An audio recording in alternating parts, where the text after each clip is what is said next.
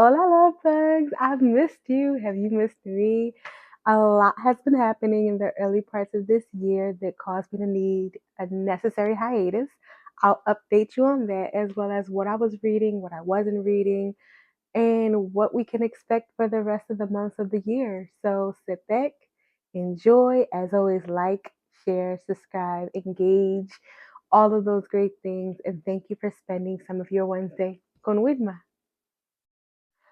Let's get into it. So, first and foremost, I don't know what I was thinking that I could just revamp this YouTube channel and also finalize and execute the wedding that me and my husband had on March 29th. Ow.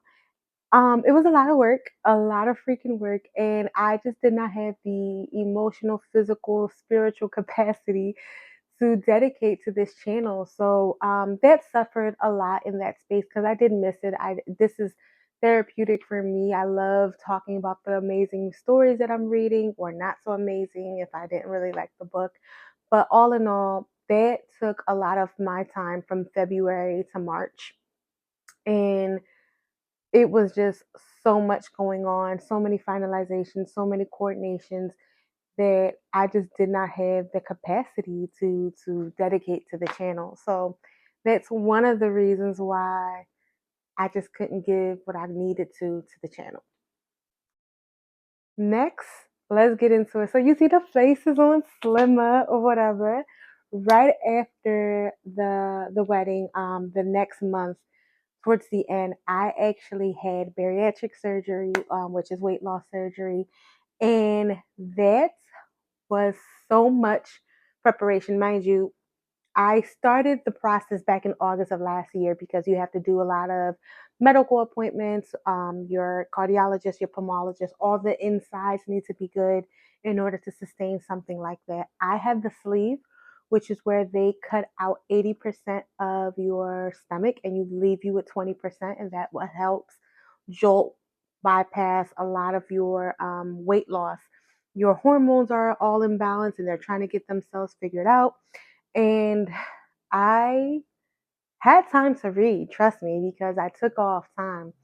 But getting accustomed to a new stomach was brutal. You go on, I had specifically to go on a liquid diet prior and a liquid diet after.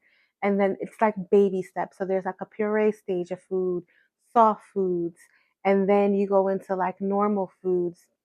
But it takes a long time for you to adjust, and your headspace and then your new stomach are trying to figure out like what exactly are you feeling. There's so much, and for the month of July I was a mess. I admit that I was like, I regret this decision. Like, what was I doing? I had a horrible case of the foamies. It was like dry heaving. Nothing was able to get put down. I just was not having a good time about this surgery. So I want to say I got a normal groove of things around August. And that's where I finally felt like a normal sense of like a new normal, should I say, because this isn't normal like you normally have all of your stomach. A new sense of normal that I was like, okay, I can live with.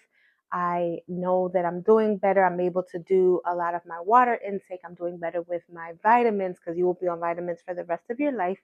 And currently, I am down 85 pounds and just doing the best that I can, giving myself grace. And again, like I said, going back into this new space of what new normal will mean for me. So that has been the reason why I needed a chunk of the year off to figure a lot of things out and move forward with my life. And now I'm at a space where I can incorporate a lot of the videos and start getting back into the YouTube literary content that I love. And so without further ado, let's get into the first book that I was able to read and finish, is where we left off. Yanika, where is your husband? This book was a lot of things. It made me laugh and made me think. It made me a little frustrated. It was a little cringeworthy at times, but all in all, it was a good read. And I would give it about 3.5 stars. So Yinka is a Nigerian. Is she first generation in London? I believe she is. Yes, first generation. Lives in London and really well to do for herself. Does well with like volunteering and has a great job in finances and whatever. And so eventually she does lose her job, and her good friend is also getting married. And she kind of lies and says that she has a date, she's dating someone because she doesn't want to be the typical single girl. However, her family is also very overbearing. I thought Latinos were overbearing, but very overbearing. Like at her cousin's, like, no, her sister's baby shower, they like pray around her and like ask God to like get her a husband. And she's just like mortified. Like, why are we doing this right now? So she proposes herself and she does it in a very analytical way. I'm going to get a date, and there is so much going on. She runs into an ex boyfriend of hers that kind of like left some unfinished business. There's this other guy that's around that you can tell is pining for her. And it's like, I really like you. And she's like, yeah, anyone but you. And then there's this new person that she's introduced to by an auntie of hers at her church. And she's just going through a lot of motions of a woman who doesn't know how to date, a woman who's doing these things not necessarily because does where she's trying to figure out, like, does she want to, is this societal pressure, is this family pressure, and all in all she does figure a lot of self-discovery for herself. So that's, like I said, it was a cute book, it was funny. I like how it was written, and like as she's doing things like with like social media posts. You can see it. So like you can kind of like visualize if this was like a mini series or like a movie. You'll see like the text bubbles and going on. There's also some other sub conflicts. Her and a cousin, you can tell, have like always been pinned against each other, and like that relationship bubbles to the top as well as she's trying to figure out like what are the next steps and what exactly does she want for herself. Like I said, all in all, good book. 3.5 stars I would give. The next book helped me a lot. I started reading it after the passing of my grandmother, and then maybe this was just a little too raw at the moment, and so I picked it up. And it's called Afterlife by Julia Alvarez. She is the author of In the Time of the Butterflies and Las Hermanas Virabales, I believe. Um, this was very, very, although a small read, a quick read, the content of it for me was really hard to settle through because it is about the loss of a loved one. In this particular book, Antonia loses the loss of her husband, Sam.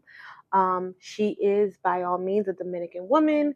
They live in northeast of the country, and as he passes, he was super helpful in his life and like was a man of the community. And she finds herself working and helping along other immigrant folks that are around the town and that are working on the land. And is trying to figure out like what is the human aspect of it while you're grieving. How do you help family of kin, and family of the same social makeup, family of race, and things of that nature? Because they do lean on her because she knows the language. She is an academic. And so there's been several times where one of the workers are like, hey, listen, I need to call my girlfriend. Can you help me? She's supposed to get on a bus and meet me here. And you can tell the hesitation of like, I don't want to get involved in this. But then there's also like, in a human aspect, what he's asking for isn't the biggest thing. Um, and then there is also the sub relationships of her and her sisters, and like how people treat you in grief. Like you have a sister who's kind of like walking on eggshells around her, and you have a sister who has like no like filter, and you also has a sister who like dips out, and it's like, in my time of need, like, could have used you there, buddy. But it talks about the afterlife, right? And you're thinking afterlife of like ghosts and spirits, but no, it's the afterlife of that of a loved one, and what happens to you in your current life, but the afterlife of that event. And it's so beautifully written, as Julia can only do. It was really, really hard. Like I said, there's times when, whew, not to get choked up, but there was times when I had to put it down as I was discussing and thinking in my own mind of that of the loss of my grandmother and our own afterlife, right? Like, what does that look like for us and our family? Um, how do we reconvene? How do we reassess? She in my life was our matriarch and left a really big hole in the family. So in the past year, it was a lot of introspection of thinking like, what have we done well, and what can we do better in our family. So definitely a good read. I would definitely give this 4.5 stars. Don't come for me. I got on the bandwagon. I did read It Ends With Us. Was it well written? Like the jargon, the conversations was very elementary. Oh, again, I didn't write this book. Had I wrote this book, the dialogue would have been very different. Very cringeworthy, but also the importance of the subject matter of the book is important, and I wish that that was done better. Um, I have not seen the movie as of yet, but that of domestic violence and those aspects of the book was very triggering as someone who has worked in that space, as someone who has been a domestic violence victim at one point in their lives. This was really like, okay, like what is our social responsibility when discussing such a major topic?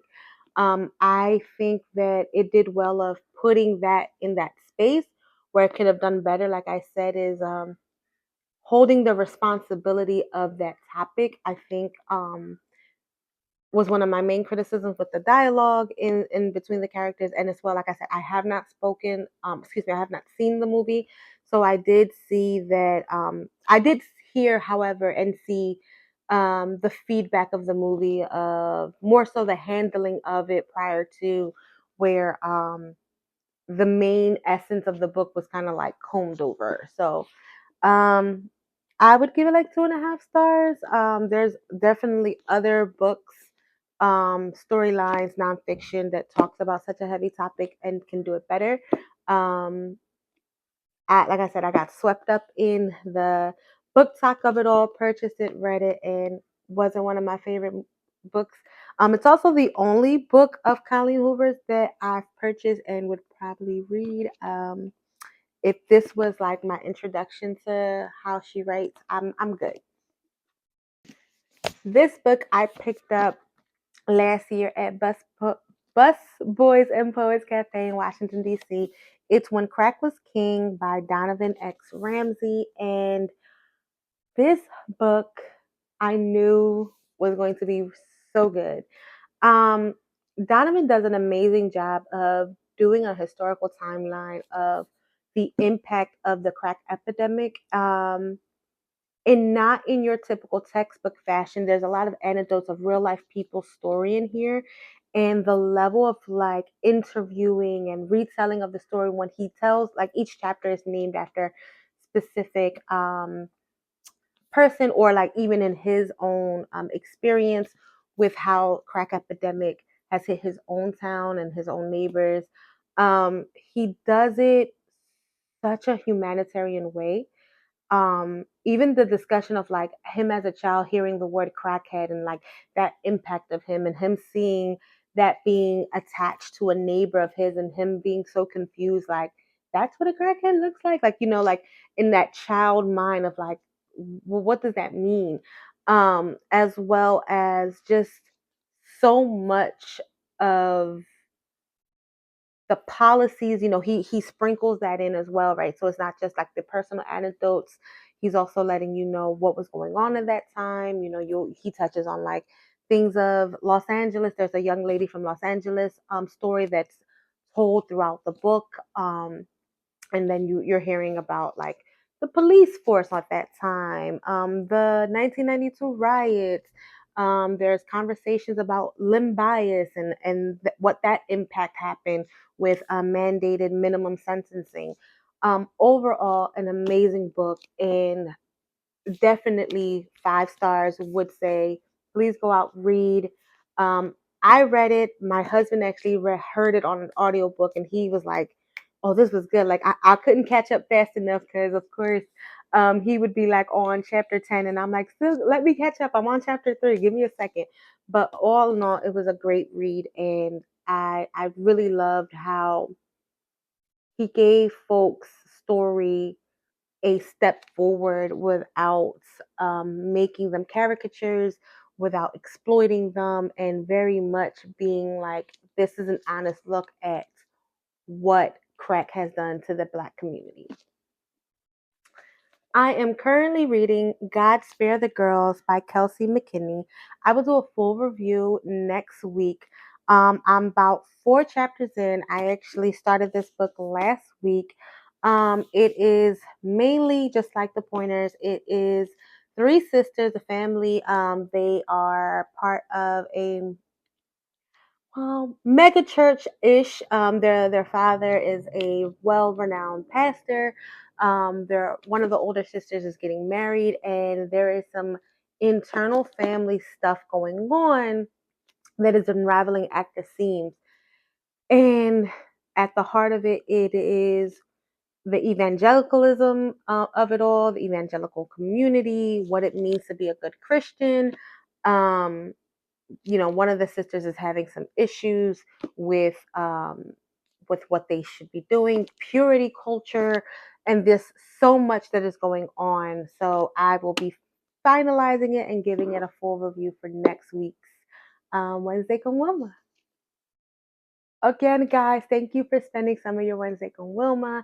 I will definitely be bringing you some more content as I will finally have the time to dedicate it. Thank you so much for visiting my channel if it's your first time. If you are recurring, thank you so much for the support. Please follow, share, engage. It helps me do better. Thank you again, and thank you for spending some of your Wednesdays con Wilma. Bye bye.